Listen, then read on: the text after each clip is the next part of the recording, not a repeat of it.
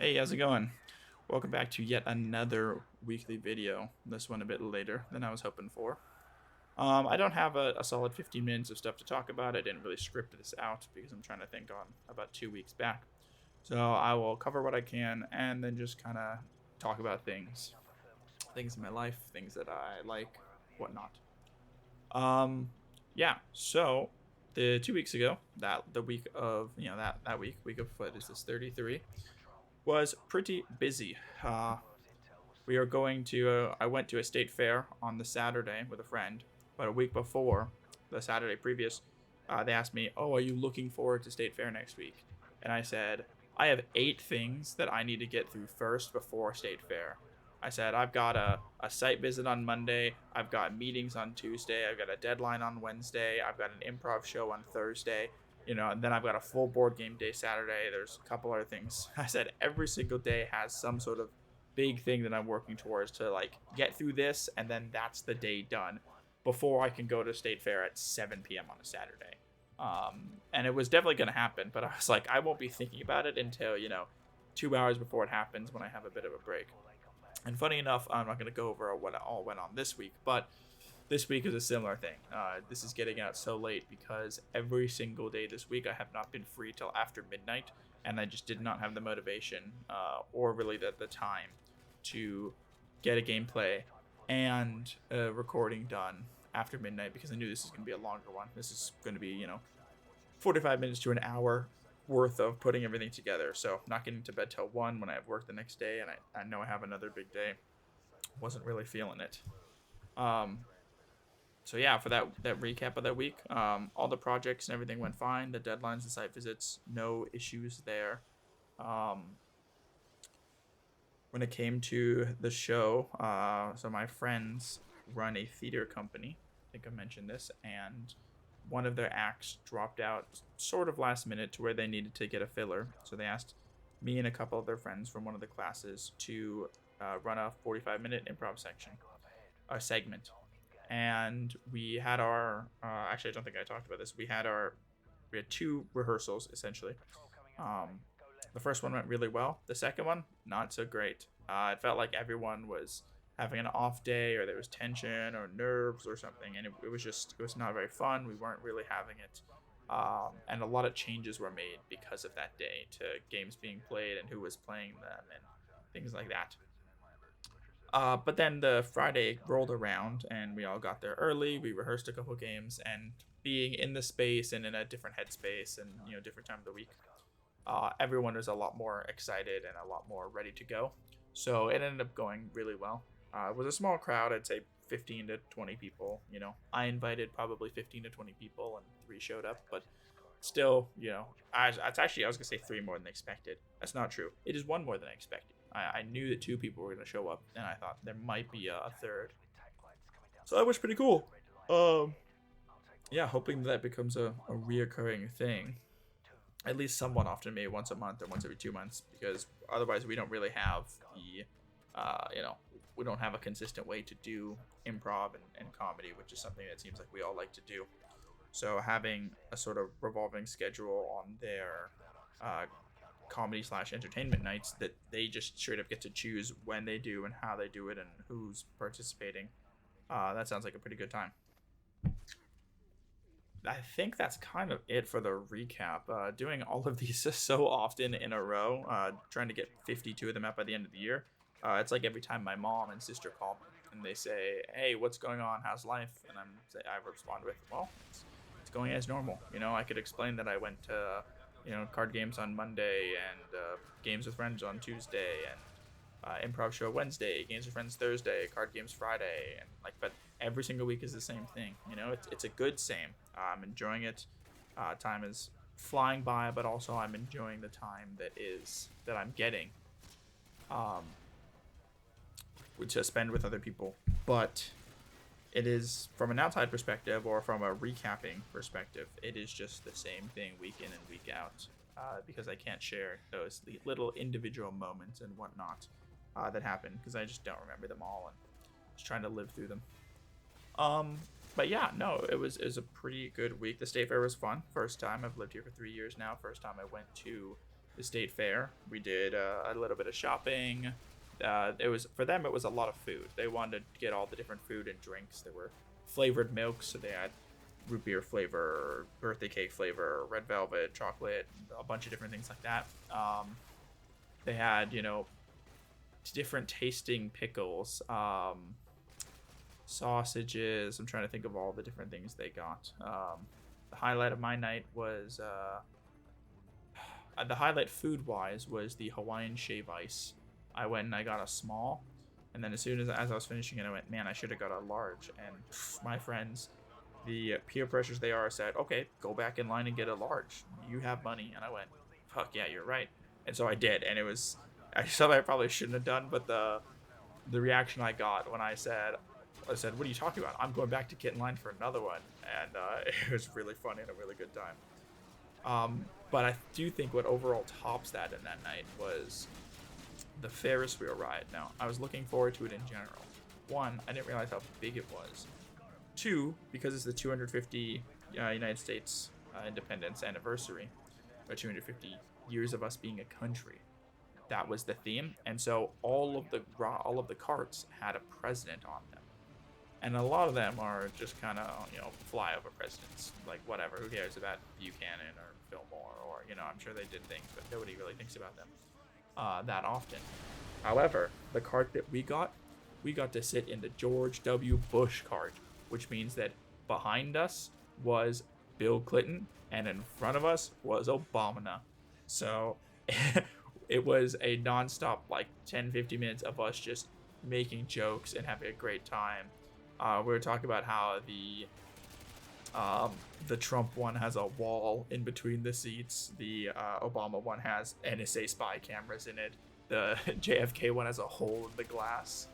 But it was probably the perfect theming that you could have for a group of 20-year-olds at 10 p.m. at night just hanging out. Next day I went and I saw The Odyssey with one of my friends, and that was a really good time. The movie was long, right, 3 hours, but it was long but didn't feel long. And it helped that I knew everything that was going to happen. So I went, oh, okay, here's the Cyclops. We're now at this part. Oh, here's Cersei. Okay, he's back in Ithaca. That means we've got a certain amount of time before the suitors and the challenge, and then it'll be the end. So knowing approximately how long was left in the journey helped to push it forward in that way, because I wasn't just sitting there going, I wonder if it's been an hour. I wonder if it's been 2 hours. I wonder if this is almost over. And it was a good watch. I think it was relatively faithful. The actors were decent. I don't know. I'm not a movie critic. I go to 99% of movies I like, as long as they're not the new Star Wars trilogy, or there was something else recently that I saw that I said was a bad movie. But the Borderlands movie, it's not Star Wars or the Borderlands movie or something. I usually just enjoy them more, the Marvels. But yeah, that was a good time. I can't talk about it yet because that'll be for this next week's video, but I then saw Spider-Man the next day. Oh, of course, at work we had our, oh god, that's what I need to talk about. Oh, okay, this is a painful one. Thursday, we had a Microsoft Office suites, like all their programs, right? Word, PowerPoint, Excel. Actually, I lied. All they did was Word. But then they also talked about Teams and Outlook and just the normal things we use day-to-day basis at work. And so, our HR person was the one running it, and I was thinking, well, it's a free hour to kill thing, so I'm going to put on the timesheet. It turns out it was just about everyone from the office was tuning into that meeting. Mind you, I was the only one in person, but I digress. So I thought it was going to be, here's tips and tricks on how to use Microsoft Office, and this might be some things that you run into as issues, doing your engineering work and whatnot. It ended up being a talk about using Copilot and AI. And at first, I was sitting there thinking, oh, okay, I'm never going to use Copilot. I'm uninterested in this. This is for people who don't know how to write emails, can't take the time to do this, are lazy, blah, blah, blah. This is for, sorry to throw them under the bus. This is for HR people. Maybe whose jobs it is to send emails and just kind of clause, bloat, and suck up time and money within companies. And they can just use AI to do it for them. So my thought was, I'm never going to use it. I'm also just ethically against AI for tons of purposes, for replacing people's jobs, right? Replacing creativity. I don't like the water and power consumption that it uses. I think we don't have the infrastructure on it. I think we shouldn't be focusing on something like AI when we don't have things like healthcare and how we're spending our taxes and foreign policy dealt with. We're spending way too much time and money and everything on a new technology that we are not ready for, that our country and our infrastructure and that nothing can handle. So, anyways, there's my little tirade about that. And then at the end of the meeting, the not CEO, but like president, the owner, the main owner of the company, was mentioning how he saw recently there was a project for a food service place or something, and the architects were trying to figure it out, and it was taking a lot of time, and there were problems with the design. And then the food service workers just took some pictures of their place, plugged into AI, said what they wanted, and it came out exactly what they were hoping for. And so he's saying that AI is, even moving into our jobs, and it's going to be, useful, and the market's going to change. And everybody sort of left that conversation, from what I know, for everyone who spoke up, not super happy about that, not really on point with it. Then Friday, we had a whole company work meeting, and like a biannual, semi-annual, twice a year one, and we talked about our like retirement and finances and like some company things and some projects, but they also once again were talking about AI, and it was stated in no uncertain circumstances that this is not permission to use AI. This is not a suggestion to use AI. This is a demand or an order. He said, the president of the company, the guy who should be, I think trying the best to keep our values, is saying that you must start using AI and figure out how to put it into work, because it's going to make things more efficient and it's going to do this and this and that. And I can't help but sit here and think, well, one, if I become more efficient, all you're going to do is give me more work. I mean, we've seen that 50 years ago. In the engineering industry, they were doing maybe half the work that I was, and I'm still getting paid, relatively the same, adjusted for inflation. If I start doing double the work, because let's say AI makes that faster, they're not going to pay me double. They're just going to, take more money, and like costs, certain costs are going to go down for them, but I'm not going to see much of that return. And again, I'm just ethically against it. I don't think we should be outsourcing jobs and thinking and talent to AI, because it's not a good long-term thing. So it really sucks to see my company and the people I work with, the people at the head of the company, kind of throwing in the towel on that. Especially because we talked about our company's, right before this, we talked about our company's goals and, our values.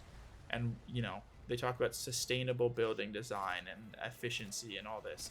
And I can't help but sit there and think, you believe in sustainability and efficiency, yet you're going to use AI for everything that runs on data centers that are churning through water, burning through tons of power. Like, the more power it consumes, the more coal and oil needs to be burned, which is killing people through pollution.